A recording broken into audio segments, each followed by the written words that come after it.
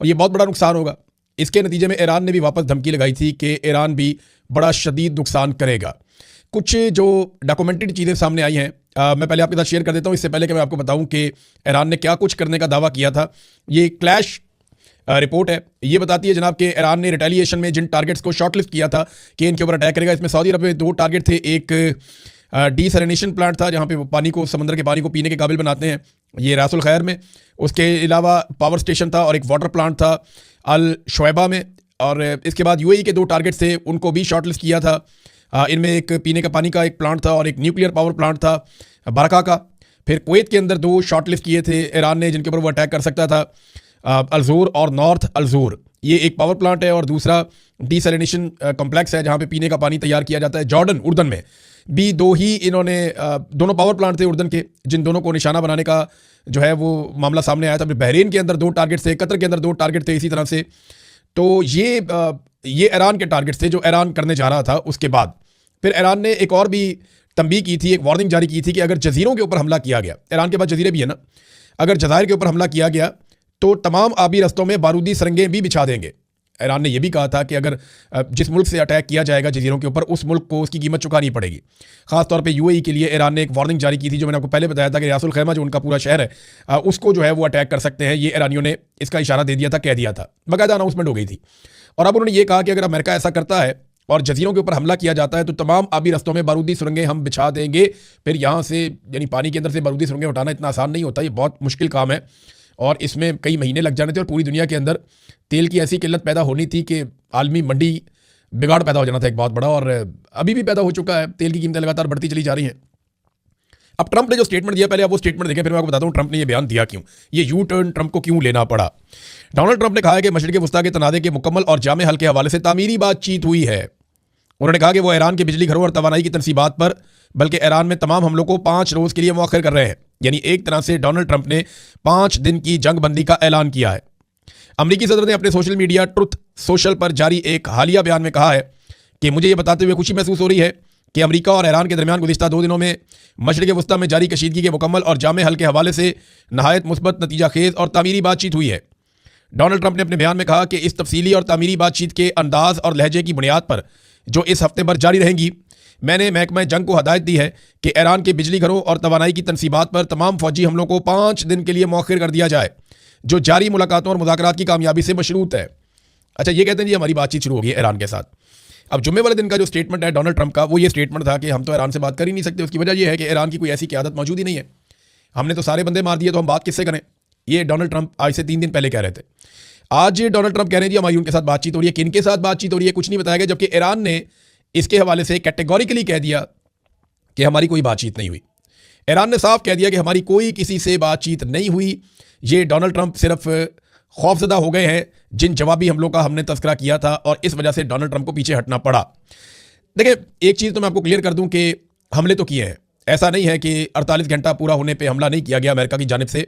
America ने और Israel ने तवानाई के इंफ्रास्ट्रक्चर पे हमले किए हैं।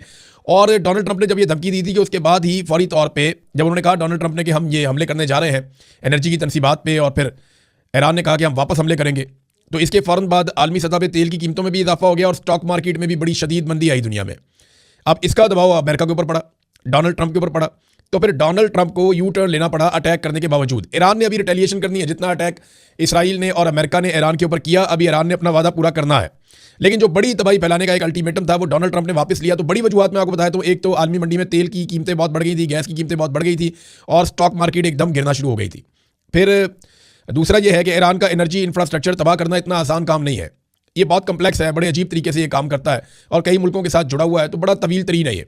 तो इसको मुकम्मल तौर पे तबाह करना इतना आसान नहीं है, अमेरिका को बहुत एफर्ट करनी पड़ेगी, ये बहुत लंबा टाइम लगेगा इस काम में।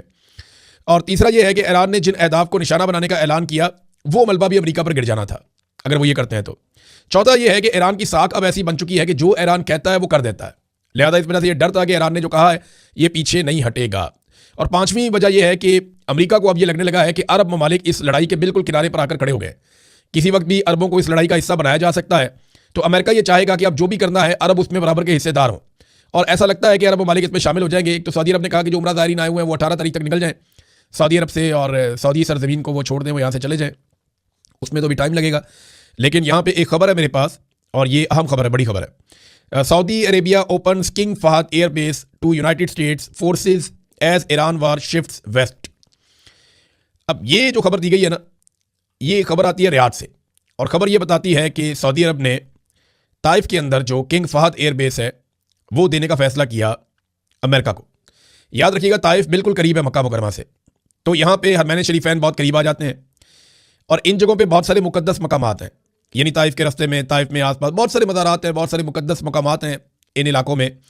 तो यहाँ पे जब जंग शिफ्ट की जाएगी या यहाँ पे अमेरिका को बेसिस दी जाएंगी, तो ईरान के लिए बड़ा चैलेंजिंग होगा यहाँ पे खालिसतन आके उन बेसिस को निशाना बनाना। देखिए ना, ईरानी मिसाइल तो हवा में आता है, अब उसको जहाँ पे इंटरसेप्ट करते हैं वहाँ गिरता है, उसका मलबा या उसका बारूद वहाँ गिरता है। तो किसी भी ऐसी जगह पे गिरेगा तो मुसलमानों के जज्बात जो है वो भड़काए जा सकते हैं सारे मामले में। सऊदी अरब को भी गुरेज करना चाहिए था, इतना मुकद्दस मकामात की तरफ नहीं लेकर जाना चाहिए था लड़ाई को, या अमेरिका को वहाँ पे बेसिस नहीं देनी चाहिए थी। लेकिन अब वो क्योंकि बेसिस वहाँ पे चली गई हैं, तो ईरान का हमला वहाँ जाएगा या नहीं, इसके बारे में मैं कुछ कह नहीं सकता अभी आपको फिलहाल। लेकिन सऊदी अरब ने ऐसा किया है कि हरमैन शरीफैन के करीब जो है 85 किलोमीटर का टोटल फासला है खाना काबा से ताइफ का, जहाँ पे ये एयरबेस है, और वहाँ पे अमेरिका को एक सहूलत दी है मुबैना तौर पर। ईरान ने एक बड़ा क्लैरिटी के साथ वादे किया है, और जो फारस न्यूज़ जुड़ा हुआ है ईरानी फोर्सेस के साथ, उसने कहा जी कोई अमरीकी सदर से हमारा रब्ता नहीं हुआ, और ये अमरीकी सदर सिर्फ डर के मारे झूठ बोल रहे हैं, असल बात ये नहीं है। अच्छा, इसमें ना इसराइल और अमेरिका इस वक्त भी शदीद हमले कर रहे हैं ईरान पे। ऐसा नहीं है कि जंगबंदी हो गई है, तेहरान पे ताबड़तोड़ हमले किए गए हैं और लगातार हमले हो रहे हैं। ये बातचीत जो है ना वो ये सिर्फ एक बहाना है, और मुझे ऐसा लगता है कि डोनाल्ड ट्रंप और इसराइल पूरी कोशिश करेंगे कि किसी तरह अरब ममालिक इस जंग के अंदर शामिल हो जाएं। अब अगर एलानिया तौर पे अमेरिका को अड्डे दिए जा रहे हैं, तो अरब ममालिक पाकिस्तान को भी कहेंगे कि फौरन आओ और इस लड़ाई का हिस्सा बनो। पाकिस्तान सऊदी अरब जाके वहां से इस लड़ाई का हिस्सा बनेगा, या पाकिस्तान अपनी सरहदों से भी ईरान के लिए मुश्किलात पैदा करेगा, इसके बारे में हम नहीं जानते। लेकिन पाकिस्तान के आर्मी चीफ ने कैटेगोरिकली शिया उलमा इकराम को बुलाकर यह कह दिया कि मुझे यहाँ पे कोई पंगा पाकिस्तान में नहीं चाहिए, और जो लोग ये करेंगे उनको फौजी अदालतों के अंदर ले जाया जाएगा। उनको काफ़ी थ्रेट किया, उनकी डांट टपट भी हुई, वो काफ़ी नाराज़ है कि हमारे साथ तौहीन में सलूक किया गया। हालांकि हम आलम दीन थे, प्यार से बात की जा सकती थी। लेकिन अच्छा, कुछ ये भी मौलवी कह रहे हैं नहीं जी हमारे साथ बड़ा अच्छा सलूक हुआ है, लेकिन जो ये कह रहे हैं हमारे साथ बड़ा अच्छा सलूक हुआ, उनकी बात ही कोई नहीं सुन रहा। अब एक और काम भी शुरू हो गया है, पाकिस्तान की मिलिट्री एस्टेब्लिशमेंट के जेर निगरानी या जेर असर चलने वाले जो डिजिटल प्लेटफॉर्म है, उनके ऊपर कलदम तंजीमों के लोगों के इंटरव्यूज़ किए जा रहे हैं। बड़ी ढिठाई और बेशर्मी वाला काम किया जा रहा है। वो कलदम तंजीमें जिन्होंने पाकिस्तान के अंदर खून बहाया, उनके जो बंदे हैं उनके इंटरव्यूज़ चलाए जा रहे हैं पाकिस्तान की फ़ौज के ज़ेरे असर चलने वाले मुख्तलिफ डिजिटल प्लेटफॉर्म्स के ऊपर, सिर्फ इसलिए कि क्योंकि यहाँ पे शिया है तो ये शिया सुन्नी का मामला हो जाएगा। देखिए, ये शिया सुन्नी का मामला नहीं होगा, जितनी मर्जी कोशिश कर लें, क्योंकि ईरान की लड़ाई इसराइल और अमेरिका के साथ हुई थी। उसने इसराइल और अमेरिका के साथ लड़ाई लड़नी है, उसकी अरबों के साथ लड़ाई नहीं हुई। अगर अरब ममालिक ईरान पे हमला करते या ईरान अरब ममालिक पे अटैक करता, वो एक लड़ाई चलती, इसराइल और अमेरिका इसका हिस्सा ना होते, तो पाकिस्तानी किसी और तरह शायद सोचते, डिवाइड भी हो जाते। लेकिन यहाँ पे एक शिया सुन्नी इत्तेहाद देखने में आया जो तारीख में कभी भी ऐसा नहीं हुआ। ये पहली मरतबा ऐसा हुआ है, इससे पहले हमने कभी ऐसा नहीं देखा। रूस ने एक बड़ा अहम मामला उठाया है इस वक्त, और रूस ने अमेरिका से बात भी की है कि इसराइल की जानिब से बुशहर न्यूक्लियर प्लांट के करीब जो अटैक किया गया, जिसके बदले में डेमूना न्यूक्लियर पावर प्लांट के करीब ईरान ने अटैक किया था। ईरान ने लगभग कोई 8 किलोमीटर दूर किया था, इसराइल ने काफ़ी करीब अटैक किया बुशहर में, जो न्यूक्लियर तनसीबात हैं उनके पावर प्लांट है वहाँ रशियन काम भी करते हैं। तो रशिया ने खबरदार किया कि ये इंतहाई दर्जे की गैर जिम्मेदारी है, और ये इंतहाई ख़तरनाक बमबारी की गई है, इससे रेडिएशन हो सकती है, और उन्होंने अपने तहफ़्फ़ुज़ात बताए। ये अल जज़ीरा की एक खबर है, उसके मुताबिक रशिया ने अमेरिका को कहा कि ये आग से खेलने वाला काम है, और ये इसराइल को अमेरिका रोके ये हरकत करने से। अमेरिका का नाज़रीन एक और तैयारा गिरकर तबाह हो गया। ये कुवैत में एक अमेरिकी फाइटर जेट गिर गया है। तो अब तक की इतला के मुताबिक जो दस्तयाब डाटा है, अमेरिका के टोटल 17 जेट तैयारे या एयरफोर्स के जहाज़ जो है वो गिरकर तबाह हो गए हैं। ख़राब होने वाले 6 इसके अलावा हैं, और बाकी नुकसान उनका अलग से हो रहा है। तो ये लड़ाई तो डोनाल्ड ट्रंप के लिए एक डरावना ख्वाब बन गई है। देखें ना, इतने तो जेट तैयारे अमेरिका के अफगानिस्तान और इराक की और लीबिया की लड़ाइयों में तबाह नहीं हुए। मतलब ये 1 महीना पूरा नहीं हुआ ईरान के साथ, 1 महीना नहीं हुआ पूरा, और इतने सारे तैयारे तबाह हो गए। तो अमेरिकन एयरफोर्स के लिए ये आसान नहीं है इसको हजम करना, ये बड़ी मुसीबत वाली बात है। नाज़रीन, इराकची का एक स्टेटमेंट है मेरे सामने, ये मैं चाहता हूँ कि आपको ज़रूर पढ़ के सुनाऊँ। और उन्होंने इसके अंदर कुछ ना डाटा बताया है। ये ईरानी वज़ीर ख़ारजा है, उन्होंने कहा जी मुझे एक बात वादे करने दें, मिस्र में से एक स्वेज़ कैनाल गुजरती है। मैंने आपको बताया था ना, मिस्र के बीच में से एक नहर गुजरती है, उसको स्वेज़ कैनाल कहते हैं। वो कहते हैं वहाँ से गुजरने के लिए 2 लाख से लेकर $7 लाख तक फीस वसूल की जाती है, जबकि बड़े कंटेनर्स जब वहाँ से या ऑयल टैंकर्स वहाँ से गुजरते हैं तो ये रकम $1 मिलियन से भी तजावज़ कर सकती है। यानी मिस्र पैसा लेता है जो वो अपने रास्ते में से जहाज़ गुजारता है तजारत के लिए। पनामा नहर से गुजरने वाले जो है वो 1 लाख से $4.5 लाख तक फीस देते हैं, जबकि बड़े न्यू पनामा मैक्स जहाज़ों के लिए ये फीस $5 लाख तक पहुंच सकती है। तुर्की जो है वो आबनाए बासफोरस के इस्तेमाल पर फीस लेता है। बासफोरस का तुर्की का एक इलाका है, वो उसकी फीस लेता है। कनाडा जो है वो सेंट लॉरेंस सी वे के इस्तेमाल पर फीस वसूल करता है। अमेरिका भी सेंट लॉरेंस सी वे पर फीस आयद करता है। ईरान ने कई दहाइयों तक आबनाए हुर्मुज़ के इस्तेमाल पर कोई फीस वसूल नहीं की, बल्कि उसको मुफ्त रखा। इतनी बदनामी, पाबंदियों और आलमी तन्हाई के बावजूद, और फिर भी आप ये चाहते हैं कि मैं ये मान लूँ कि यहाँ बुरा किरदार ईरान है। बड़ी गहरी बात उन्होंने की कि पूरी दुनिया अपने समुद्री रस्तों से जब कोई शिप्स गुजरते हैं तो उनसे पैसे वसूल करती है, उनसे टोल टैक्स लेती है। टोल टैक्स आप कहते हैं ना, वो लेती है। लेकिन ईरान नहीं लेता। ईरान ने मुफ्त गुजरने दिया सबको, लेकिन फिर भी ईरान का किरदार बहुत बुरा है। और ईरान का अपना तेल वहाँ से नहीं गुजर पा रहा था, ईरान के ऊपर पाबंदियां लगाई गई थी। अमेरिका में डोनाल्ड ट्रंप के खिलाफ एक बड़ा एहतजाज प्लान किया जा रहा है 28 मार्च को। इसकी तफसीलात मैं आपको 1-2 वीलॉग आगे जो आने वाले हैं उनमें बताऊंगा कि अमेरिका में डोनाल्ड ट्रंप की पॉलिसियों के खिलाफ कैसे अमेरिकन इकट्ठे हो गए हैं और कितने बड़े पैमाने पर वो एहतजाज करने का इरादा रखते हैं। श्रीलंका के हवाले से ईरान ने एक बड़ा शानदार काम किया, क्योंकि श्रीलंका ने एक एहसान किया था ईरान पे। जब इंडिया में बहरी मशकें करने के बाद ईरानी फौजी निकले तो वहाँ पे आगाह कर दिया गया अमेरिकन को कि जनाब ये निकल गए हमारी हदूद से। तो अमेरिकन ने वो शिप तबाह कर दिया। तो इस मौके पे श्रीलंका ने उनको रेस्क्यू किया था, उनके शोहदा की मदद की थी ईरानियों के। तो ईरानियों ने श्रीलंका के लिए यह सहूलत दे दी है कि आबनाए हुर्मुज़ में उन्हें मुकम्मल छूट है, वो अपने जितने मर्जी कंटेनर ले जाएं, जैसे मर्जी वो इसे इस्तेमाल करें।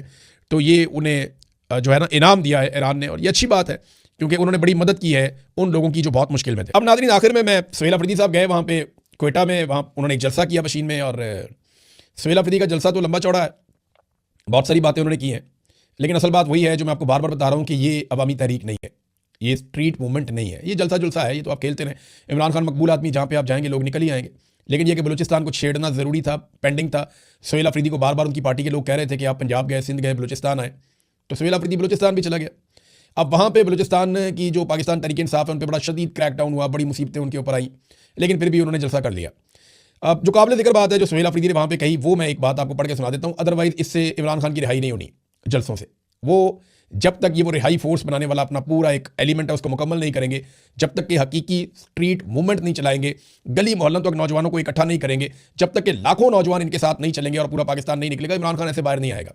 या तो इमरान खान को डील करनी पड़ेगी, या आसिम मुनीर साहब के ऊपर शदीद तरीन दबाव डालना पड़ेगा, या फिर अवाम अपनी ताकत के जरिए से एक मूवमेंट बनाए और इमरान खान साहब बाहर आए।